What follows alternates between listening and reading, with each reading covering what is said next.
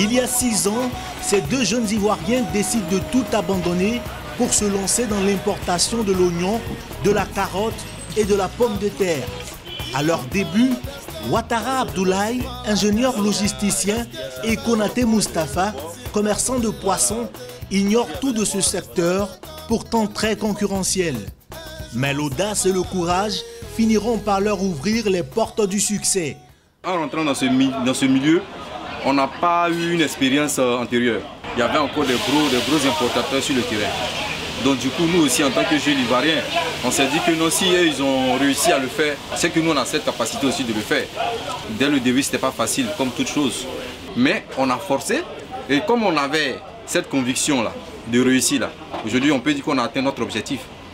Cette réussite, ils la doivent au sérieux et à la rigueur dans leur travail de tous les jours.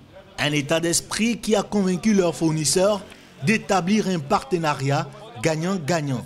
Quand ils amènent le produit, nous on essaie de vendre et voilà, on leur paye l'avance, c'est 50% et après, 10 jours, 15 jours après, 20 jours après, ça dépend et on les envoie les reliquats, mais ça se passe bien. Et il faut dire aussi que c'est de la confiance qu'on peut travailler, il faut être sérieux dans ce que tu fais.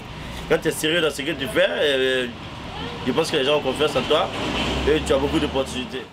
Des opportunités qui leur ont permis de se réaliser et apprécier les bienfaits de l'auto-emploi. Aujourd'hui, je peux faire la différence entre celui qui se prend en charge et puis celui qui travaille pour quelqu'un. Parce que là, je ne suis pas stressé. Je suis libre de faire mes mouvements comme je veux. Je peux tout à l'heure aller me reposer parce que je suis fatigué. L'entrepreneuriat pourrait donc être la panacée pour venir à bout des 60% de taux de chômage qu'enregistre le continent. Pour ce faire, les jeunes entrepreneurs africains souhaitent bénéficier d'un meilleur accompagnement des institutions financières. Pour le développement et pour l'entrepreneuriat, les banques puissent quand même aider un peu les jeunes entrepreneurs. Ce sera un coup de pouce pour eux aussi, parce que ce n'est pas facile. Tu vois, ce n'est pas tout le monde qui aura de la chance pour que le fournisseur te fasse confiance. Ce n'est pas tout le monde qui a la chance que nous on a eue. Donc, avec la banque, avec l'aide de la banque, ça peut vraiment faire que les jeunes vont bien se prendre en charge. Face à la crise de l'emploi, de nombreux Africains bravent océans et mers à la recherche d'un Eldorado. À ces Africains, ce message est adressé.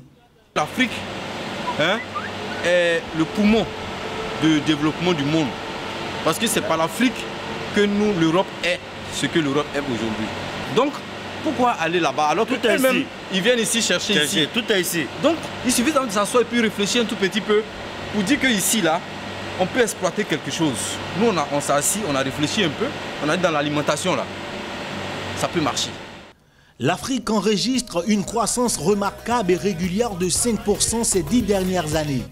Cette croissance offre une multitude d'opportunités dans divers secteurs d'activité.